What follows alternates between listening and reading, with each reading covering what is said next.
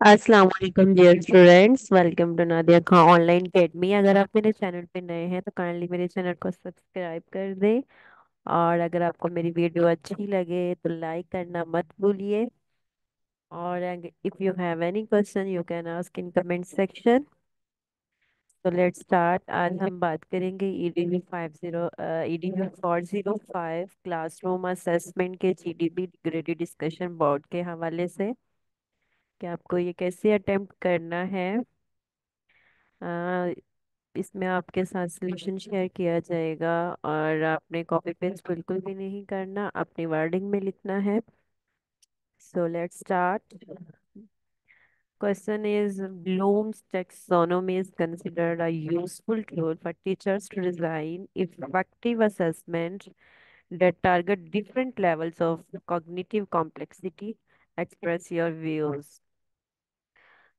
इसमें आपको को क्या करना है, इसमें आपको एक स्टेटमेंट दी गई है और इस स्टेटमेंट पे आपको अपने व्यूज शेयर करने हैं। अब ये जो ब्लूम्स टेक्सोनोमी है ये बहुत ही इम्पोर्टेंट कॉन्सेप्ट है। इसमें से एमसीक्यूज 3 से 4 एमसीक्यूज आपके फाइनल टर्म पेपर में आ सकते हैं और इस पे क्वेश्चन भी आ सकता है, ऑब्जेक्टिव या सब्जेक्टिव। इसको आपने अपने फाइनल टर्म एग्जाम्स के लिए इसको अच्छे से प्रिपेयर करना है। और नेक्स्ट जो है इसमें आप देखें, ये आपका जो क्वेश्चन है ये आपके क्वेश्चन जो है टॉपिक 148 में से है, ब्लूम्स टेक्सोनोमी। इसके बेसिकली 3 डोमेन्स हैं, एक कॉग्निटिव है। यहाँ पे जो क्वेश्चन में आपसे पूछा गया है वो कॉग्निटिव डोमेन के हवाले से पूछा गया है। कॉग्निटिव जो है वो हमारी मेंटल स्किल्स आ जाती हैं। अफेक्टिव डोमेन से मुराद ये है कि जो हमारी फीलिंग्स और इमोशंस एरिया से रेलिवेंट होती है, और जो साइकोमोटर है, साइकोमोटर हमारे फिजिकल स्किल्स से रेलिवेंट होती है। ठीक है, तो ये जो तीनों 3 डोमेन्स हैं ब्लूम्स टेक्सोनोमी, इसमें से आपको मस्ट 1 या 2 एमसीक्यूज आएगा। ठीक है, ये बहुत ही इम्पोर्टेंट है, इसको अपने फाइनल टर्म के लिए भी प्रिपेयर करना है। आपका जो ब्लूम्स टेक्सोनोमी है टॉपिक 149 में भी आप देख सकते हैं, ये इसके 6 लेवल्स हैं।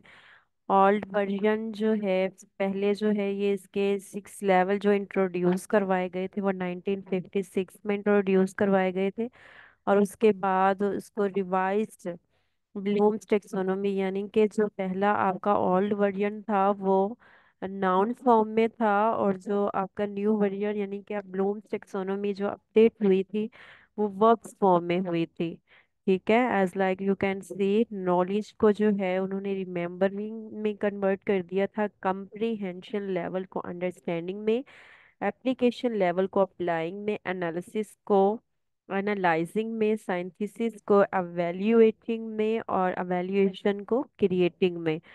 इसको रिप्लेस किया गया था ओल्ड वर्जन नाउन्स को वर्ड्स में, सॉरी वर्ब्स में। ठीक है, हम जो है जो हमारा नॉलेज है, कंप्रीहेंशन 6 लेवल है इसके। फर्स्ट नॉलेज है, सेकंड कंप्रीहेंशन लेवल है, थर्ड जो है वो एप्लीकेशन है, and fourth one is analysis, and fifth one is synthesis, and six one is evaluation.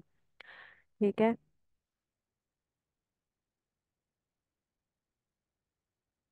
तो हम क्वेश्चन को देखते हैं कि इसमें कोई जो है वो बिल्कुल ही ऐसे ही है कि आपका जो ब्लूम टेक्सोनोमी है इसको टीचर्स जो हैं स्टूडेंट्स के असेसमेंट के लिए इसको यूज़ करते हैं। इस बेस पे जो है वो ऑब्जेक्टिव्स डिज़ाइन किए जाते हैं, लर्निंग आउटकम्स डिज़ाइन किए जाते हैं।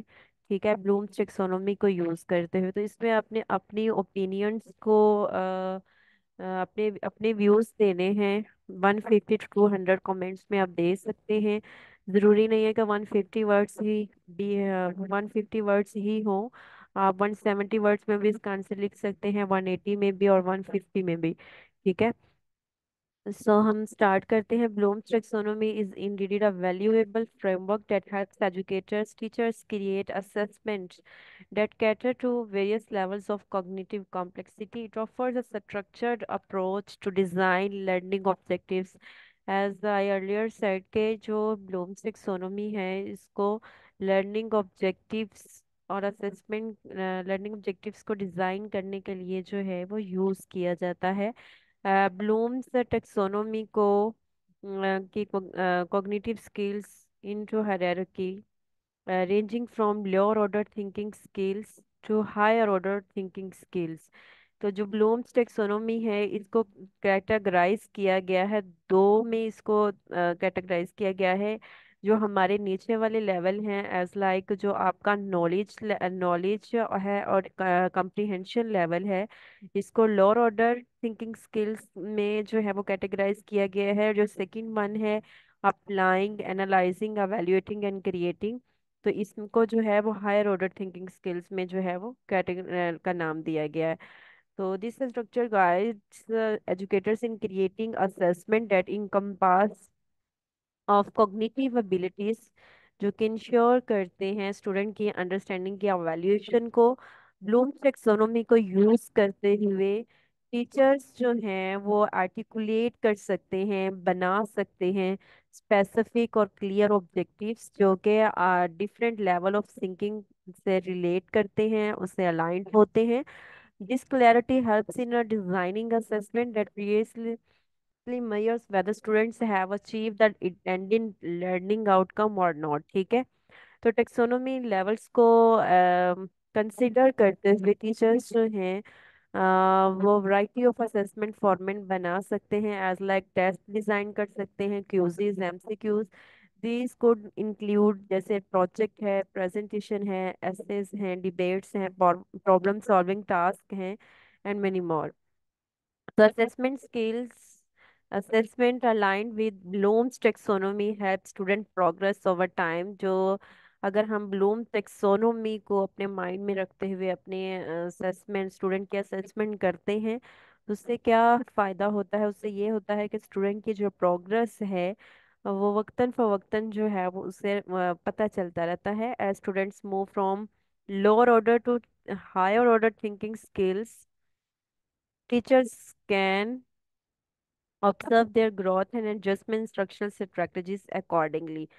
Assessment based on higher order thinking skills like prepare students for real world challenges by nurturing skills such as critical thinking skills, problem solving, creativity, analysis, which are जो कि students की success के लिए, उनके professional field के लिए बहुत ज़रूरी है। सो ब्लूम्स टेक्सोनोमी जो है, एक तो ये स्टूडेंट की प्रोग्रेस को इन्हेंस करती है, हमें बताती है कि स्टूडेंट ने जो है इंटेंडेड लर्निंग आउटकम जो है वो अचीव किए हैं या नहीं किए। और सेकंड थिंग ये कि स्टूडेंट्स में थिंकिंग स्किल्स को भी जो है वो इन्हेंस करती है। नेक्स्ट जो है Bloom's taxonomy serve as valuable tool for educators in designing assessment that go beyond rote memorization, facilitating the development of critical thinking skills and problem solving abilities।